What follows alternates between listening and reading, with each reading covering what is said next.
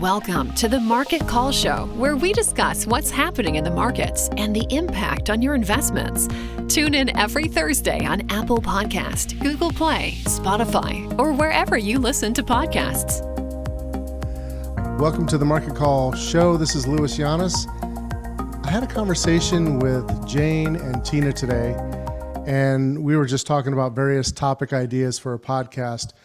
And one of the things that came up really became obvious that we needed to talk about. And the reason why we need to talk about it because it happens to so many different people. One of the things that happens to a lot of people is that unexpectedly one spouse dies. It always happens suddenly. In many cases, people aren't prepared. The reason why this was brought up is because we've had many different clients who have experienced this. And usually one spouse really has decided throughout years that they were not going to be involved with financial affairs. And I don't know why this happens, but many times there's one spouse or another who just says, you know, my husband or my wife has this taken care of, and I'm really not interested in finances, and I just don't really want to deal with it. So I'm just going to let them handle that. That creates a tremendous amount of stress, actually, on people. Jane and Tina actually wrote 5 different questions that they thought I should answer for people to hopefully get some value from.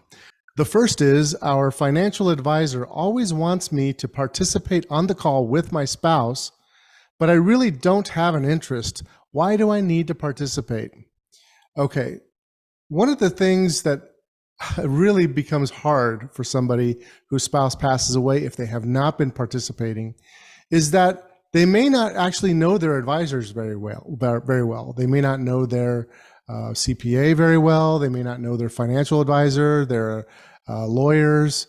So all of a sudden they get pushed into a scenario where they have to deal with these advisors, and they maybe don't even trust them, sometimes don't even like them, which leads to a very strange situation, because you might have an advisor that your spouse absolutely loved and they did a good job for you for many years, a group of advisors, but you never worked with them. So it's always natural to feel a little vulnerable when this happens. Somebody's spouse passes away, in particular for females. When their husband passes away, they don't want to be taken advantage of, which is totally natural. And if they've never spoke to their advisors, it becomes really hard for them to kind of connect sometimes. And there's always kind of a thing in the back of my mind, are they doing a good job for you? So one thing that I would say is sit down with your husband or wife now and actually decide that you're going to be on the calls, that you're going to actually talk with advisors too. The reason why is because you want to make sure that the connection makes sense for you too, because you may find yourself working with those advisors yourself by yourself, which is, you know, God forbid, something that nobody wants to happen, but it does happen, and it happens a lot. Tina said something that really struck me in our call. She said, you know, here's the truth of the matter is men die first most of the time, and women are left and they don't know their finances. And so I think it was valid that they brought this up. So I really want to address this. One of the things that they had mentioned was, like, a lot of times when this happens, the spouses have no idea where the accounts are. What are these accounts? How do I log into them? What are their values? What are they used for?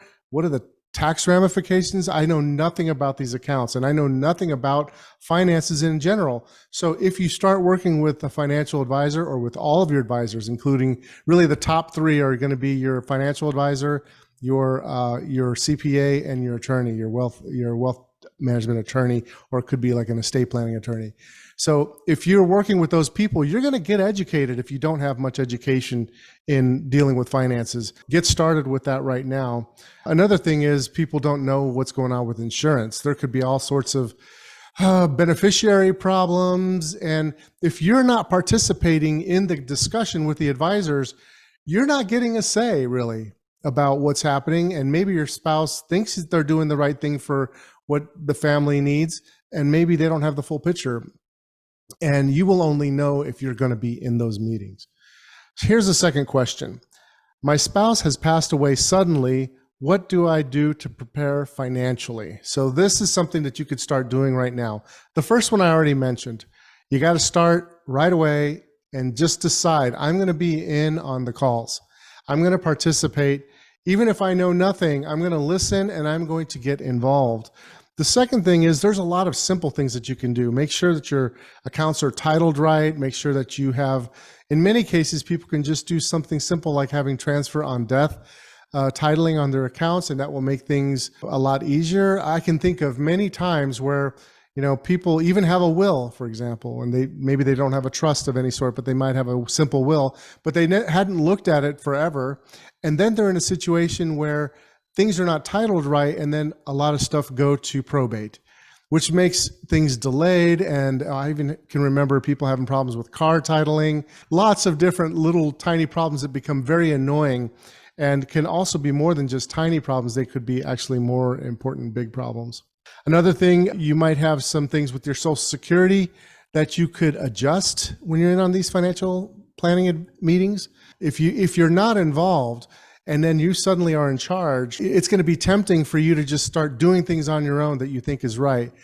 But then if you do that, a lot of times, if you're not really seeking good advice and you're not talking to all your advisors, you can do things that you can't undo or that will be hard to fix. Here's another question. We only have a home and a pension and a 401k. Do I need a will? The answer is usually yes, absolutely.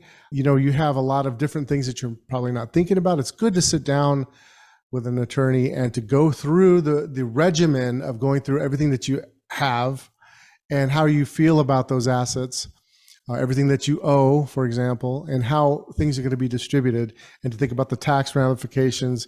So it's really important to do that, because then you can also review the titling and review the beneficiaries. So even if you have a relatively simple situation, it does make sense to have a will at least. If you have a more complicated situation, you might have more trusts involved. Even if your situation is not that complicated, sometimes having a living will or a living trust is a good idea. Just depends. So yes, absolutely, you want to do that. Here's the next question. What is important about having a team of professionals, financial advisor, CPA, and attorney for planning? I kind of alluded to that already, but the real importance of this is that you want to have a team that is looking at your situation from different angles. A good wealth planner or wealth advisor will be kind of like an overall big picture person that is going to kind of coordinate all these different elements, because the specialists like the estate planning attorney or the CPA, they're going to be kind of in the weeds, if you will, in a specific topic, and you need them to be like ultra experts in that area. They may not be able to have the big picture to coordinate things. So it's really important to have the overarching wealth planning and then also have the specialists. And many times a good wealth planner will actually bring things up to a CPA or an attorney to say, hey, what about this? What about that? Because good wealth advisors are dealing with strategy, the actual strategy with all the different elements. They're not going to, write up the trust documents or anything like that. They're not going to actually file your tax return, but they'll understand your situation from a holistic standpoint, what your gains and losses are, what's the status of your businesses, the cash flows, what you want with your money, and to help coordinate and make your life easier in coordinating between these different specialists, even like insurance agents. You don't want to have, in my opinion, an insurance agent be your wealth advisor, because they're going to be looking at everything from an insurance angle. You want to have somebody who's a fiduciary, somebody who has an obligation to be a fiduciary for you, that works on your behalf, who's going to coordinate across the various vendors, looking out for your best interests. If you're planning to retire and you want to do it with confidence, I highly recommend downloading a free report that I put together called a 10-point checklist for a worry-free retirement. All you have to do is just go to retireready.live and download a free copy of that report. It'll help you plan for retirement with confidence. It's a step-by-step guide of best practices that could help you. So here's the fifth question. How do I know my advisor is doing right by me and my future? Well, first and foremost, a lot of people know when they start working with an advisor for a period of time, whether or not they're doing a good job for you. And so that's another reason why you really need to be involved with being on those calls. So if you're that type of person who has been avoiding being on those calls, or you just kind of passively get on the calls and not really paying attention, this is kind of like a wake-up call. We've seen this happen so many times where somebody's spouse gets sick or passes away, and all of a sudden it is a stress fest. But it's not a fest. It's actually not good at all. I hope somebody out there who's listening to this actually will get something from this. Be sure to get involved with your financial planning. Don't be a passive bystander. You hear that noise that's happening in the background? I don't know if you can hear it, but I'm actually in Texas right now, and there is a bird's nest that is built in a little atrium. I didn't want to disturb them because when I got here in Texas, I live in Denver, but I do business here in Texas as well. When I got here, I noticed that there was little eggs that were in the bird's nest. And the very next day when I woke up, those eggs hatched. And there were these tiny little pink balls of blobs, little birds. And I've watched them just daily grow faster and faster and faster. It's been pretty amazing. But I don't want to disturb them. But they make, every time the mom comes to feed them, and there's another bird that comes, I assume it's the dad, that also feeds them. They kind of tag team. They go one after another. Every time they come to feed them, they all raise up their necks and start chirping because they want to be fed. And one of the interesting things is that the mother in particular, who's the only one that seems to be sitting on them, the father just kind of feeds them and then kind of flies off. But if I've got them right. But she actually knows which one of the birds are not as strong. So on one side of the nest, there's a couple of smaller, weaker birds, and she will push the bigger birds who are kind of hogging the food kind of out of the way. Not push, but kind of ignore them, and then feed them first to try to get them up to speed. And that's been working. Now they're getting a lot stronger, and now they're more evenly in strength. But I guess that's pretty normal. Some come out to be the little runt birds, and some are the big birds, the strong birds. It won't be long before they can barely fit in this nest now. So they're probably going to be jumping out of that nest pretty soon. And it hasn't been that long since I've been here, so it's pretty amazing. Well, I got off on a little bit of a tangent, but I guess you can kind of say that, there's a tie-in with the birds, with what we're talking about. It's the circle of life. And one of your spouses are going to pass away first. Be sure that you're there. And then also think about the passing of your wealth to your babies who are probably grown up now, how you want your wealth to be more of a lasting legacy. That's all for now. I hope you're having a great day. There they are again, feeding. I don't know. I hope you can hear that. It's pretty wild. So that's it. Louis Llanes, WealthNet Investments, signing off. Talk to you later. For the latest episode of The Market Call Show, make sure to like, subscribe, and follow us on Facebook, Twitter, and YouTube.